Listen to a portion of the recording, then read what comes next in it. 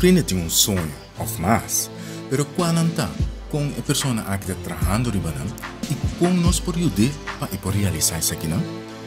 Sonho te dando contesta. Dengue episódio aqui nós está com Anandi de Jong. Anandi está de nós jovens. Seu sonho também está interessante. Para mim, laga nós lagi hasi algum escopo, explica, digo. Anandi. Ja, Verslaggever of hulpverlener? verslaggever. Dieren of mensen? Dieren.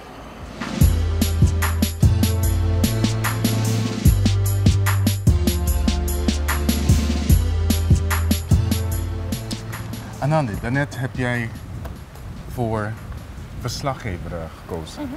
Waarom dat? Omdat ik heel nieuwsgierig ben. Ik hou van dingen ontdekken en dingen uitvinden eigenlijk. Nieuwsgierig? Waar komt dat vandaan? Ja, weet ik eigenlijk niet. Ik ben altijd al een heel nieuwsgierig kind geweest die altijd alles wou ontdekken en alles wou weten. Dus ja.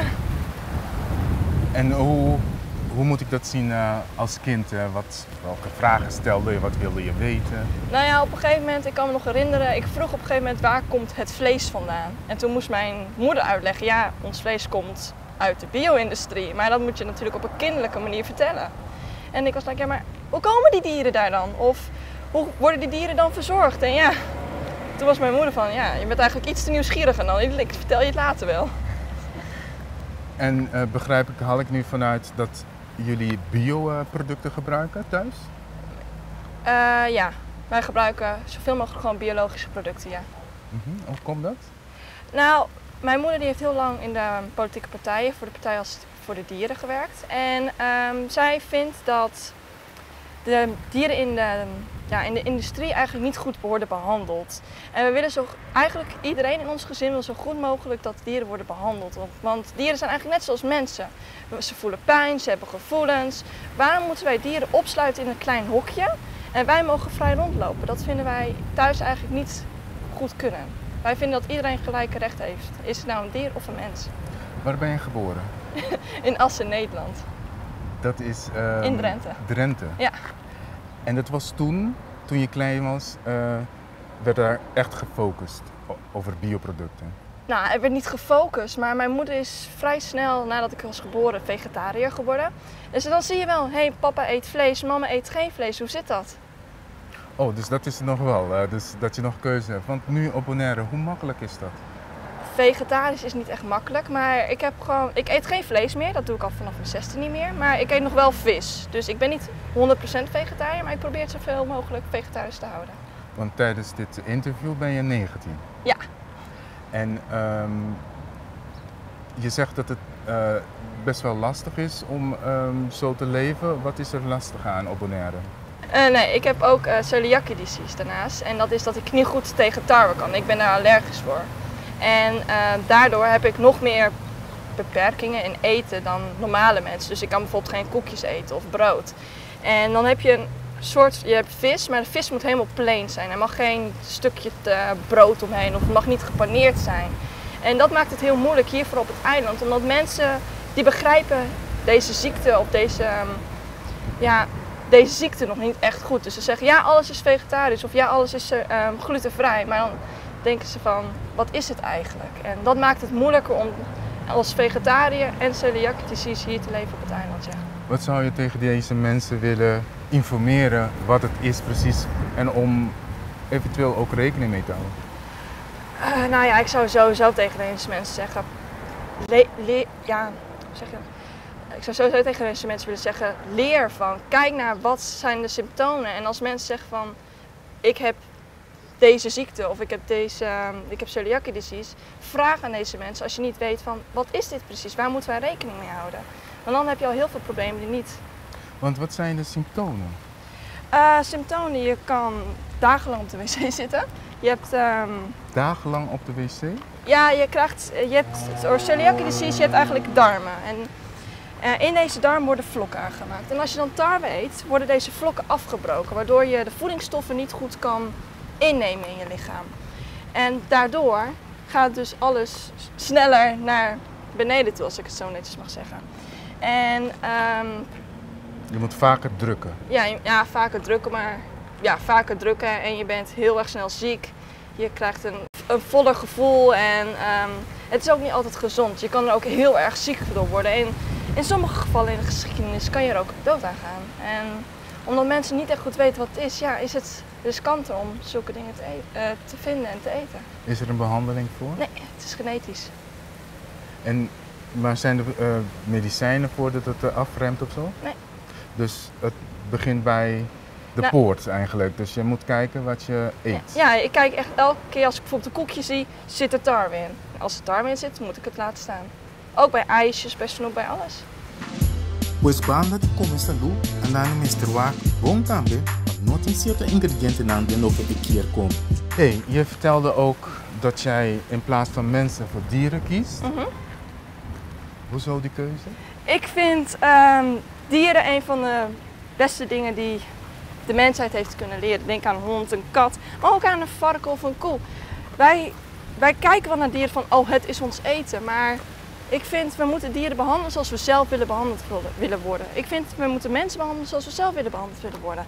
Dus als wij dieren opproppen in een klein stukje gebied, waarom verdienen wij deze dieren dan? Ik vind, je moet opkomen voor jezelf, maar ook opkomen voor anderen. En ja, ik kom graag op voor dieren. En zeg je dan ook dat je geen vlees meer mag eten? Of? Nee, iedereen heeft een eigen keuze in het leven. En ik vind, iedereen mag ook beslissen wat ze willen eten. Het is mijn eigen keuze geweest toen ik 6 jaar oud was om geen vlees meer te eten. En ik sta er 100% achter. Sommige mensen noemen mij gek omdat je sommige voedingsstoffen niet meer hebt. Maar ja, dat maakt mij niet zoveel uit. Ik vind, iedereen moet een keuze maken van wat wil je en wat wil je niet in het leven. En ik heb die keuze gemaakt om geen vlees te eten. Maar daarvan, ik vind het echt niet erg om vlees te bereiden of om een stukje kip te bakken. Dat vind ik echt niet erg. Of dat je ziet dat iemand anders dat nee, dat doet. vind ik totaal niet erg. Maar wat je wel zegt is van, dat je die dieren dan wel goed moet behandelen. Ja, dat vind ik wel. Ik vind niet dat je... Ik vind dat je in ieder geval moet nadenken van als je een stukje industrievlees eet, van het komt hier vandaan. Dit dier heeft waarschijnlijk 3 maanden opgekropt gezeten, heeft geen buitenlicht gezien, heeft helemaal niks gezien behalve andere dieren. Door je nieuwsgierigheid van kinds af aan, wat ervaar je of wat denk je over hoe men hier op Bonaire met dieren omgaat? Dat is wel een hele goeie. Ik vind dat ze hier op Bonaire sowieso nog beter kunnen gaan in de dierenrechten. We doen al een hele goede stap met de dierenorganisaties. Maar ik vind sowieso dat hier men op Bonaire, ze vergeten soms dingen. Denk aan water of denk aan onderdak voor de zon. Ik vind, men moet, ja, men doet het hier al goed met de dierenorganisaties, maar ik vind dat er nog meer gedaan kan worden? Ja, nou, en wat bijvoorbeeld concreet? Maar bijvoorbeeld nu hebben wij Oud en Nieuw gehad. Wat zou anders kunnen bijvoorbeeld? Nou ja, met de dieren? Met Oud en Nieuw sowieso. Er zijn jaarlijks in Nederland dieren die gewoon, hoe zeg je dat, met een rotje aan hun staart zijn opgeklapt. Of ik heb zelf ook een kat, die heb ik vorig jaar gevonden eigenlijk. Helemaal huid, helemaal weg, helemaal geen snorharen meer. Super zielig natuurlijk en het was nog een kitten. Ik vind dat we gewoon, misschien op Bonaire, gewoon thuis op de scholen, gewoon awareness moeten maken van dit zijn onze dieren. Wij hebben deze dieren gekocht, gevonden. We moeten ze met respect behandelen. Dus geen rotjes tijdens Oud en Nieuw aan deze dieren vastbinden. Niet ze opjagen met knalletjes. Gewoon, het zijn onze dieren. Zorg ervoor dat ze beschermd zijn.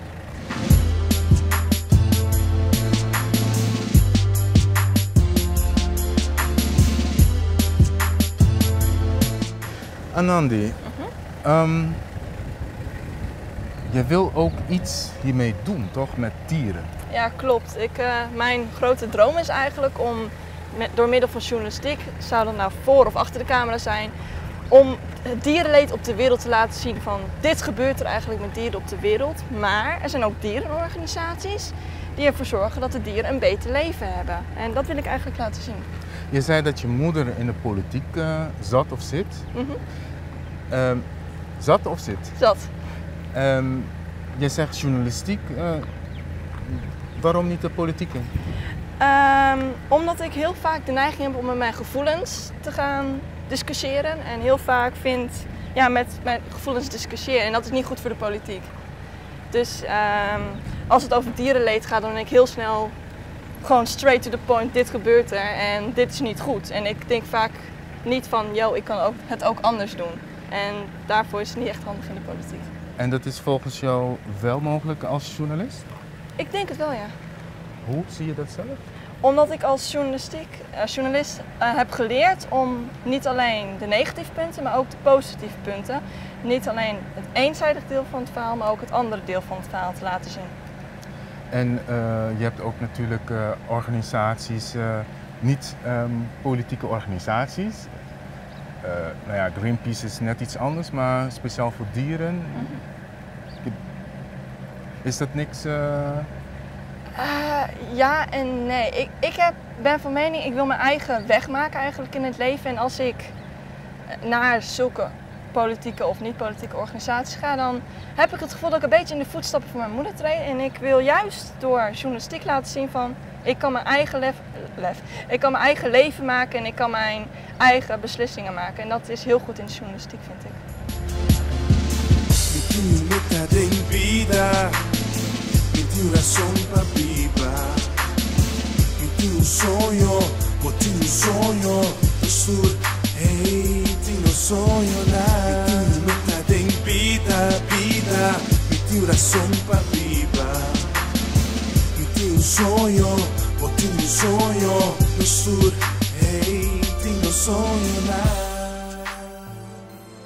Tavares Cooling e Tavares Refri Parts BV. Awendia tahasi hopi calor e erco awendia not un lujo, sino una necesidad. Botigo toma contacto con Ramon de Tavares Cooling e Tavares Refri Parts BV. Nantin tour costo service bo erco de kans of de compañía. Manera run capacitors, fan blades pa compressor, tang pa korta pipa. E hasta nantin service parts pa bo erco de auto. Nanta service bo frigidel e bo wash machine tambe. E agora nantin na mes linha de erco.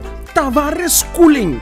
Llama Ramon AWMS para erco novo de Tavares Cooling na 786-3801 of 701-3801 of visitando na calle Zaire 25 para trás de Josie Book Outball Park.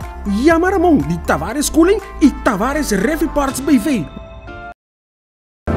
Fundação Wega de Número Boneiro está introduzindo sua app Nobo. Subi App Store de iPhone e também Play Store de Android. Search a app de Fundação Wega de Número Boneiro e download essa aqui e tá lá. Tour dia botahanha e número ng ganador e também dia ng anterior. Pois, não worry, bo por tem Fundação Wega de Número Boneiro tour hora de dia cubo.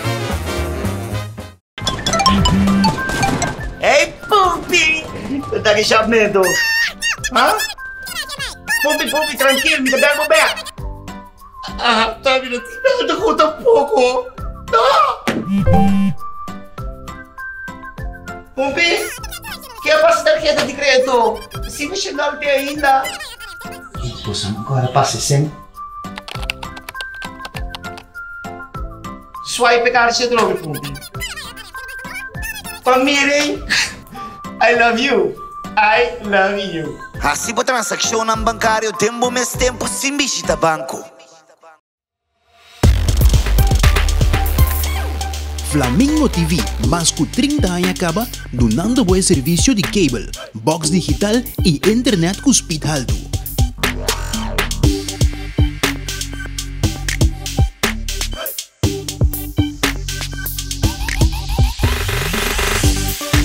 Flamingo TV que acordava para pagar a conta pro meio dia 12 e a chance para vos penewil de tremendo game show Bambe.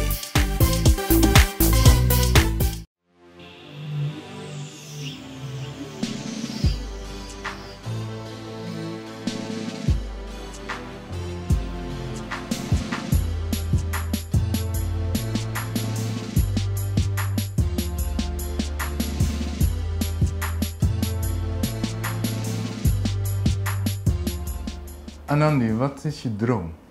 Mijn droom is om door middel van journalistiek, zou het voor of achter de camera zijn, het dierenleed in de wereld te laten zien. En ook te laten zien dat er verschillende dierenorganisaties zijn die hier wat aan doen. Waar komt deze droom vandaan? Nou, deze droom komt eigenlijk een groot deel van mijn moeder. Mijn moeder heeft in een politieke partij gezeten en dan de Partij voor de Dieren. En vanaf jongs af aan ben ik eigenlijk al in contact gekomen met dieren. Mijn moeder trainde honden voor blinde mensen en ik mocht meetrainen. Mijn moeder ving puppies op of andere dieren die door traffic eigenlijk in Nederland werden gehaald of in andere delen van Europa. En die hield ze dan voor een paar weken en die gingen dan weer weg. Dus mijn moeder is al vanaf jongs aan met mij bezig geweest van zo kunnen dieren ook behandeld worden en dit zijn wat eigenlijk mensen doen met dieren. En toen heb ik eigenlijk al vanaf jongs aan besloten, ik wil deze dieren helpen. Ik wil ervoor zorgen dat er minder dierenleed komt in de wereld. Je bent in Nederland geboren. Je hebt hoe lang hier op Bonaire gewoond? 7 jaar. 7 jaar. Over een paar weken zit je weer in Nederland voor je studie. Wat ga je doen? Ik ga Business en Media Management studeren in Leeuwarden. En wat houdt het in voor studie? Je gaat wat meer leren over de camera, maar je gaat ook leren van het business district. Dus wat doen bedrijven eigenlijk met de media?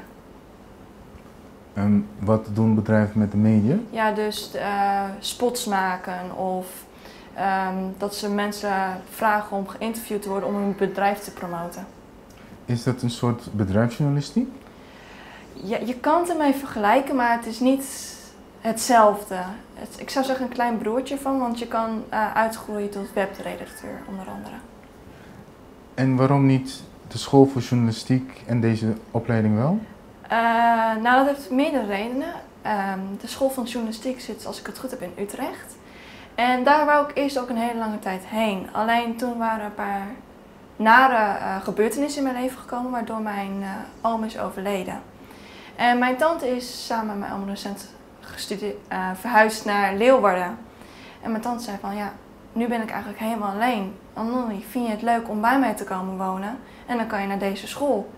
En toen heb ik daarover nagedacht. Ben ik naar Nederland toe geweest. Voor onder andere de begrafenis van mijn oom. En toen ben ik ook naar die school gegaan. En het voelde eigenlijk al meteen thuis. Het was van, dit is een goede school waar ik best wel heen wil. En toen heb ik eigenlijk bijna dezelfde dag gewoon al gezegd van, ik wil hier studeren en ik kom bij je wonen, tante. En welke school is dat? Het NHL Stenden. Dierenleed. Je hebt in Nederland gewoond, hier op Bonaire ook. Wat zijn de verschillen qua dierenleed van vergelijking met Nederland en Bonaire? Ja, verschillen. Eigenlijk, dierenleed is een heel groot begrip. Dierenleed is een dier niet goed verzorgen of een dier helemaal onder het lijm stoppen waardoor die niet meer kan bewegen. Of juist dieren uit Polen meenemen, helemaal met drugs voeren zodat het niks meer weet of niks meer kan herinneren. En dan meenemen naar Nederland bijvoorbeeld om daar illegaal te verkopen. Het is een heel groot begrip en als je dan vraagt voor de verschillen, ja, ik kan dat heel moeilijk opnoemen. Ik heb hier dierenleed gezien van dieren die gewoon in de zon zitten de hele dag, geen water en geen eten hebben. Maar ik weet zeker dat dat ook in Nederland gebeurt. Dus grote verschillen kan ik niet geven. Maar verschillen, want je noemt al heel lang in de zon zonder water op Bonaire. Wat heb je nog meer gezien? Nou ja, ik heb ook dieren gezien die echt gewoon helemaal onder het schurft zitten, waardoor ze gewoon heel veel pijn hebben tijdens het lopen.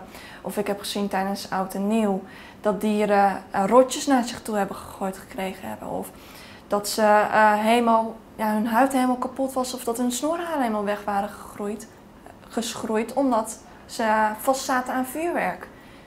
Dus ja. Met die opleiding wat je wil gaan doen, wat hoop je te bereiken als je daarmee klaar bent en dat je bijvoorbeeld over dieren gaat berichten? Ja, ik hoop natuurlijk te bereiken dat ik bij een van de beroemde dierenorganisaties misschien te werk kan. Of in ieder geval daar spots voor kan gaan maken van, yo, dit doen we. Het kan ook anders met dieren. Je kan ook dieren anders opvoeden of houden. En ik hoop echt te bereiken dat die dierenorganisaties zullen zien wat ik in petto heb. En dat ik een hele grote passie heb voor dieren, zodat ze mij eventueel kunnen aannemen. Grote dierenorganisaties? Nou ja, ik kijk regelmatig de video's van de dodo op Snapchat of op YouTube en ik steun die organisatie ook. Ik vind dat ze goed werk leveren. Maar ik hoor ook regelmatig verhalen van mijn ouders over Greenpeace. Dus dat lijkt me ook wel heel erg interessant om daar te werken. Maar dan moet ik wel bij zeggen, Greenpeace is een hele goede organisatie, maar ik wil niet naar de politieke kant van Greenpeace. Ik wil echt naar de dierenreddenkant van Greenpeace. Waarom niet de politieke kant? Omdat ik heel vaak op gevoelens werk en ik denk niet dat dat verstandig is in de politiek. Want daarvoor heb je beide verhalen eigenlijk nodig dan heb je beide verhalen nodig om een goed oordeel of een goed besluit te nemen. En omdat ik al vanaf vroeg af aan met dierenleed in contact ben gekomen, heb ik een hele belangrijke, hele vaste mening over dierenleed. En ben ik daar heel moeilijk van op af te halen. Je hebt verschillende foto's naar ons verstuurd, waaronder jij met een camera zit en met een dier ernaast. Volgens mij was het een eend of een poes? Een babyflamingo. Kan je iets meer over vertellen? Er is sinds kort een nieuwe organisatie op Bonaire, de Wild Bird Rehab. En die hadden een oproep gedaan eigenlijk dat er heel veel flamingo's, kleine flamingo's, langs de weg liepen. En dat ze eigenlijk gewond waren of juist water en zo nodig hadden. Ik vond het belangrijk dat dit in het nieuws kwam, zodat iedereen wist dat er iets aan de hand was met de flamingo's. Dus toen heb ik deze mevrouw opgebeld en heb ik haar gevraagd van, kunnen wij een interview met u afleggen over de flamingo's? En dat kon, toen hebben we dat interview afgelegd. En uiteindelijk mochten we even bij de babyflamingo's naar binnen. En toen vroeg ik aan mijn cameravrouw toen die tijd, kun je een foto van mij maken van die babyflamingo? Want die liep de hele tijd om me heen, zat de hele tijd bij de camera, vond het heel erg schattig. En toen heeft ze toen die foto gemaakt. Dat zijn dierenonderwerpen. Op het scherm achter jou zit een politieke man. Ja. Dat trek je ook toch wel? Ja, ik vind politiek heel erg interessant als het om andere onderwerpen gaat als dieren. Dus met Grapperhaus ging het over een zaak waarvan een vrouw was verkracht. En dat deze verkracht vrij was gesproken. En ik begreep niet waarom dat was. Nou, uiteindelijk bleken dat er een paar fouten waren in de BES-wet. En dat heeft toen meneer Grapperhaus aan mij verteld in een interview. En ik vind politiek heel interessant, maar het moet niet over dieren gaan, want dan ben ik te vast van mind. Hoe ben je zelf aan het werk om je droom in te vullen? Ja, sowieso. Ik zou sowieso verslag van dit item dan maken. Want ik zou dan eerst vragen maken van allebei de kanten. Dus de kant van dierenleed en de kant van het redden van dieren. En dan zou ik die vraag ook aan haar stellen met allebei de kanten in mijn hoofd. Alleen ik zou dan meer richten naar de kant van dieren redden dan de kant van het dierenleed. En hoe zie je het redden van het dier? Dat kan op verschillende manieren. Laatst heb ik een nieuwsitem gehoord dat volgens mij Japan weer gaat jagen op walvissen. En ik weet dat er een wereldwijd verbod is op deze soort van jacht. Dus dan zou ik er sowieso voor kijken van dit wereldwijde verbod moet weer komen. Of ik zou in ieder geval hard maken van dat dit verbod weer moet komen. En ja, bijvoorbeeld bij een honden redden, als ze helemaal met drugs zijn verlamd, dan zou ik ervoor zorgen dat bijvoorbeeld dat minder gebeurt of dat de straf hoger wordt. Ik ben heel erg voor dat er bijvoorbeeld een dierenpolitie komt, dat als mensen hun dieren mishandelen, dat ze een boete krijgen of dat hun dier wordt afgenomen. Ben je niet bang voor mensen die dat niet zo zien? Ja, maar dat is de risk die je moet nemen in het leven. Als jij een ander pad op gaat dan andere mensen, dan ja, natuurlijk ben je een ander persoon en ben je een vreemd eendje in die ogen. In die mensen hun ogen. Maar je moet risks nemen om je eigen leven op te bouwen. En ik zou dat heel graag willen doen voor de dieren, ja. Hoe bereid je jezelf voor om je droom te realiseren? Nou ja, sowieso. Ik wil eerst mijn studie goed afmaken, maar ik wil sowieso nog meer gaan inzetten voor de dierenorganisaties. En ik ben ook van plan om bijvoorbeeld in Nederland voor het dierenasiel gewoon vrijwilligerswerk te gaan doen. En ook sowieso gewoon mensen vertellen waar het op staat. Dus dit gebeurt er ook met de dieren. En ja. Dat is straks in Nederland, toch? Maar nu, op dit moment, of een paar maanden daarvoor, toen het idee kwam, hoe heb je jezelf voorbereid op je droom? Ik heb heel veel research gedaan. Ik heb gekeken van wat gebeurt er hier op Bonaire. En ik heb ook gekeken van wat doen de dierenorganisaties hier op Bonaire. Nou, ik heb ook een paar interviews met de dierenorganisaties gehad. En hun hebben mijn ogen wel echt geopend van we doen dit. Maar het gaat niet altijd even makkelijk. Wat doen ze bijvoorbeeld? Ze gaan de straten langs en maken mensen van Bonaire bewust van hey, uw hond staat hier buiten, maar heeft geen beschutting. Misschien kunt u een hondenhok bouwen of kunt u hem onder een boom zetten met water. En ze laten ook altijd, ze zeggen niet dat de mensen de schuldigen zijn. En ik vind dat heel interessant om te zien, want sommige mensen, iedereen, ja, zoals je zelf behandeld wil worden, zo vind ik ook dat dieren behandeld moeten worden. Dus als wij een onderdak willen, vind ik dat dieren ook onderdak moeten hebben. Willen wij eten? Dieren ook. En dat doen hun eigenlijk niet op dezelfde manier, maar hun laten wel zien van zo kan het ook. En dat vind ik heel interessant om te zien. En werkt het ook? Bij sommige mensen wel, bij sommige mensen niet. Dat is altijd het verschil tussen verschillende mensen. Sommige mensen hebben hetzelfde als mij, oh zo kan het ook. Andere mensen die zeggen van, ja maar ik heb altijd al zo geleefd, waarom zou ik nu, omdat een dierenorganisatie het zegt, mij nu veranderen? En wat vind jij daarvan? Ik vind dat we niet moeten opgeven aan deze mensen. We moeten vooral doorgaan met het mensen overtuigen. Maar ik vind wel dat als het te bold wordt, dus als mensen te agressief doen tegen dieren, of gewoon echt niet luisteren, of echt gewoon niet willen luisteren, vind ik dat we soms wel wat harder en strenger mogen optreden. Wat vind jij van de loslopende honden op Bonaire? Heel zielig. Ik vind, bijna alle honden horen wel bij een huis of bij een baasje. Alleen ik vind het heel zielig dat deze mensen zo weinig om hun dieren geven dat ze gewoon hun poort laten openstaan en dat de dieren gewoon wegrennen. Of dat ze niet achteraan gaan. Ik heb ook zelf een hond, die is hier op Bonaire geboren en die is ook zo. Ja, weglopen wil ik het niet noemen. Maar die elk moment als die bijvoorbeeld de poort open staat, dan probeert hij wel weg te komen. Maar ik ben dan zo'n persoon die achter die hond aanrent en hem probeert veilig te houden. Want ik weet, de auto's die stoppen heel vaak niet voor de dieren. Of voor de honden hier. En ik vind het heel zielig voor de honden. En ja, maar ik begrijp het wel. Ik begrijp het wel dat niet iedereen altijd op hun hond kan letten. Maar ik vind wel dat er meer initiatief genomen mag worden als de honden wegrennen. Hoezo begrijp je dat niet iedereen dat kunnen doen?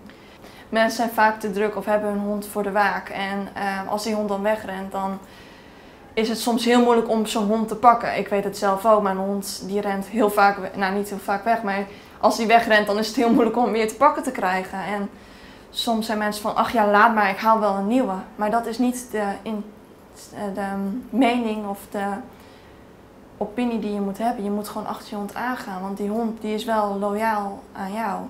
En waarom zou jij niet loyaal zijn aan jouw hond? Stel, je mag een spot hierover maken om de mensen bewust te maken over weglopende honden of andere zaken maar die hiermee te maken hebben. Hoe zou die eruit zien? Ik zou sowieso naar een Fundación Kakelvers gaan of naar een dierenasiel. Dan zou ik daar sowieso de dieren filmen. En ik zou ook sowieso zeggen van, heel vaak is het mensen zeggen soms hier op Bonaire, ja de mensen weten niet hoe ze met dieren moeten omgaan. Iedereen weet hoe je met dieren moet omgaan. Want immers, jij wil ook een dak boven je hoofd, jij wil ook eten. Het is onwil. En ik denk dat als wij gewoon allemaal samenwerken hier op Bonaire, dat wij de dieren een veel beter leven kunnen geven. Je hebt verteld dat je research hebt gedaan om je voor te bereiden. Wat heb je nog meer gedaan? Om je droom, zeg maar, vorm verder te geven? Ja, heel veel research eigenlijk. Maar ik heb ook op internet de meest gruwelijke filmpjes gezien van dierenleed. En ik heb ook gezien hoe het is aangepakt. Maar ik heb ook gekeken van, omdat ik natuurlijk iets met de camera ga doen, van hoe kan ik het best een camera vasthouden of hoe kan ik het best iets filmen. En ik heb sowieso ook gekeken, want in Nederland, als ik genoeg heb gespaard, wil ik sowieso nou, geen grote camera, maar gewoon een fotocamera kopen om te kijken van, zo kan ik dingen ook in beeld brengen. En zo verder, ik ben langzaam aan het kijken van hoe kan ik mezelf verbeteren in het vak. Okay. Heb je ook hulp hierbij nodig om je droom waar te maken? Nou ja, hulp heb je altijd van je ouders en van je familieleden. En ik steun op mijn ouders, vooral mijn moeder, omdat die ook natuurlijk in de dierenpartij heeft gezeten. En, maar uiteindelijk moet je het zelf doen. Je kan niet altijd op je ouders of op je familie blijven steunen. Dus ik probeer zoveel mogelijk de dingen zelf te regelen. Ik probeer zoveel mogelijk eerst zelf de oplossingen te zoeken. En als het niet lukt, dan ga ik naar mijn familie. Binnenkort zit je 9000 kilometer ongeveer van je moeder vandaan, waar je op steunt. Hoe ga je dit invullen? Ik heb ook een hele goede band met mijn tante. Dus ik ga waarschijnlijk heel veel dingen aan mijn tante vragen. En als mijn tante het antwoord niet weet, bel ik mijn moeder op via Skype.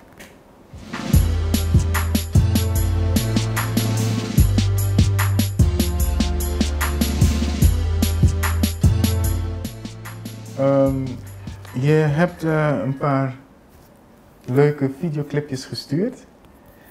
Van onder meer, ik ben heel slecht in Engels, maar Lego House, van The Nights en van The Sound of Silence.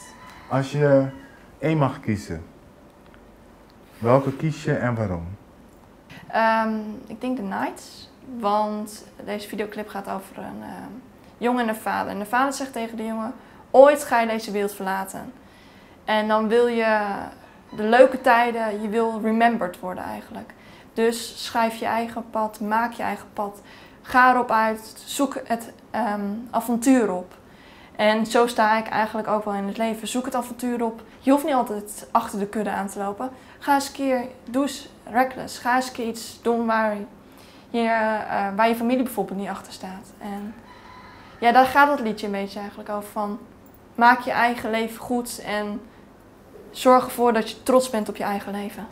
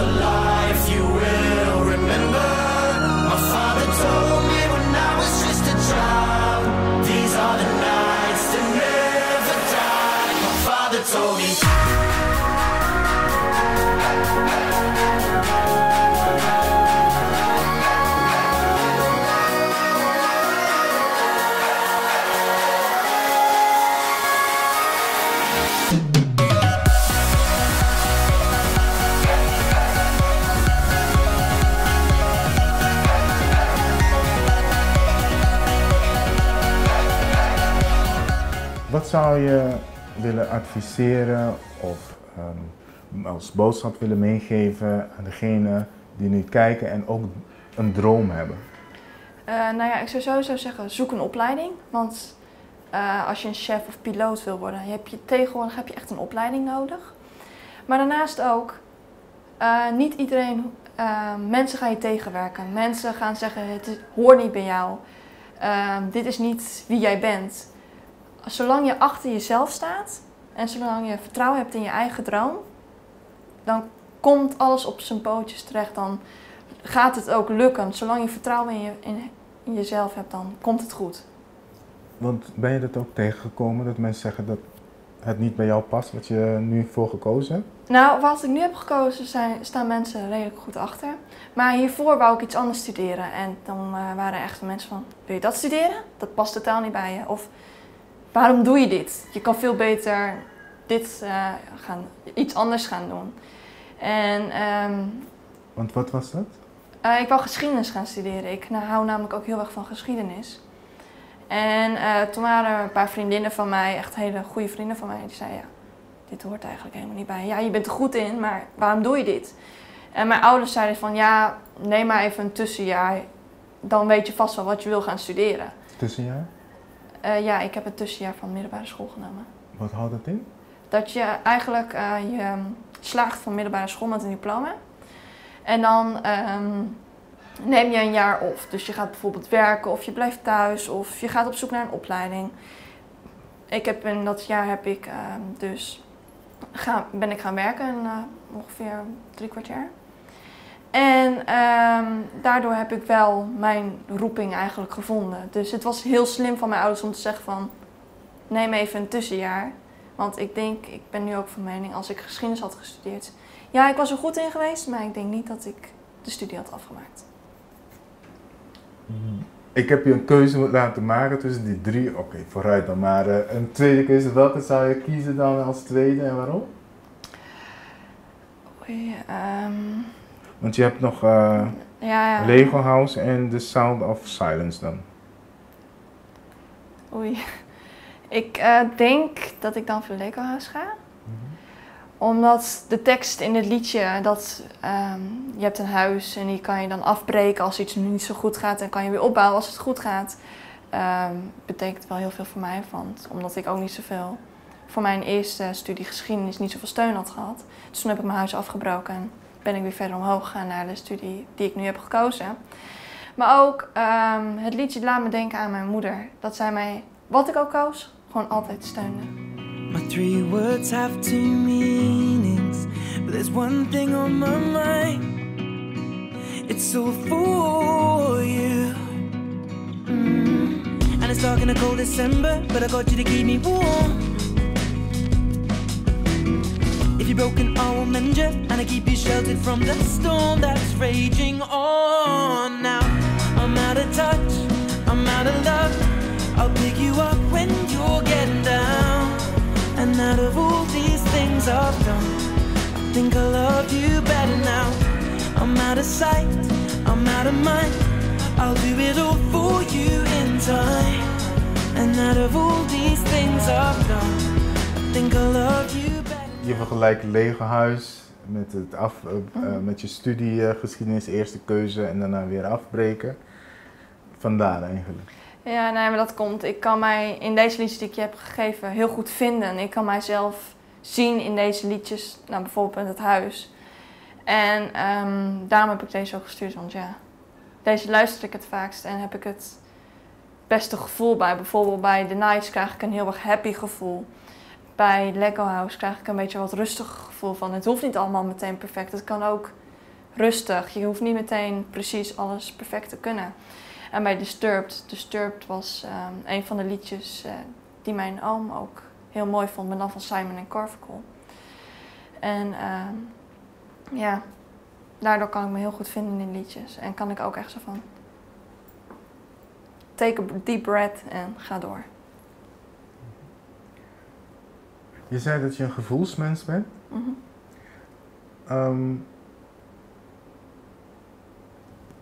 Wat is je keuze hierin om zo te blijven? Of denk je dat je dat met de studie of met levenservaring wil gaan veranderen?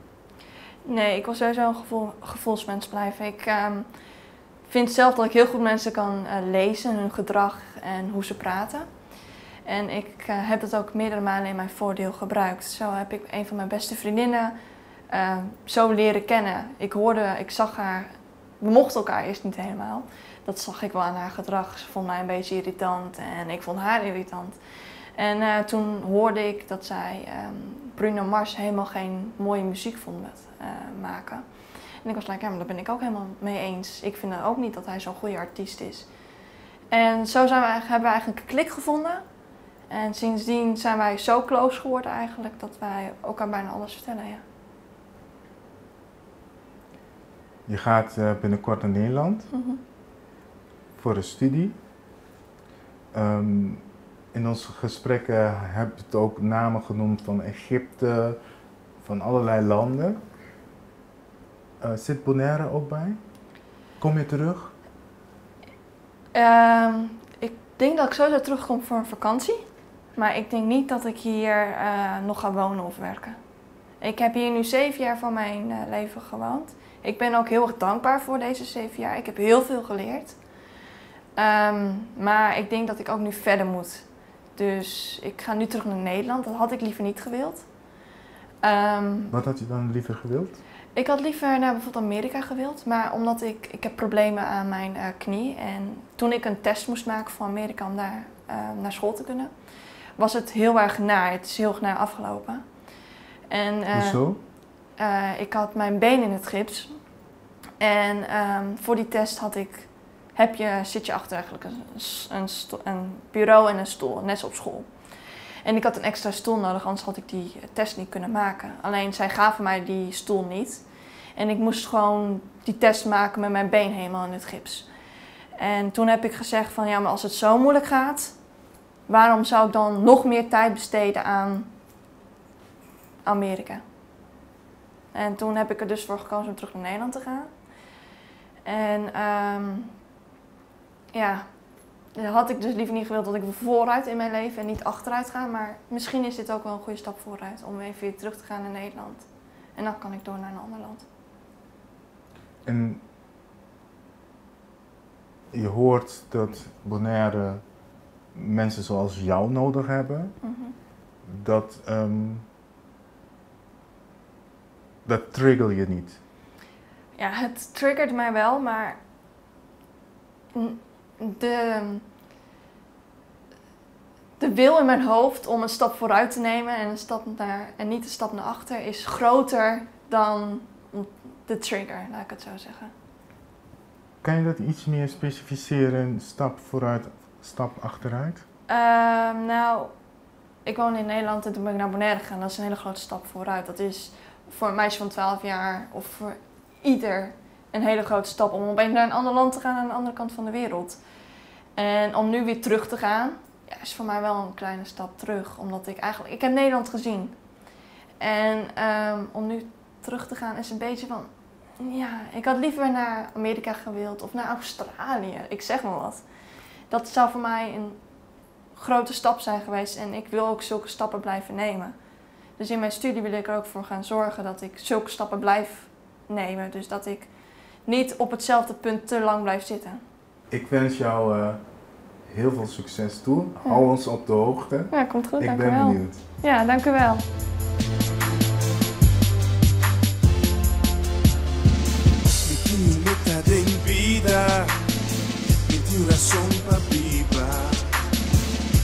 Sonho, botinho sonho do sur. Hey, tinha sonho na. Meta tem vida, me tinha oração pra viva. Me tinha sonho, botinho sonho do sur. Hey, tinha sonho na.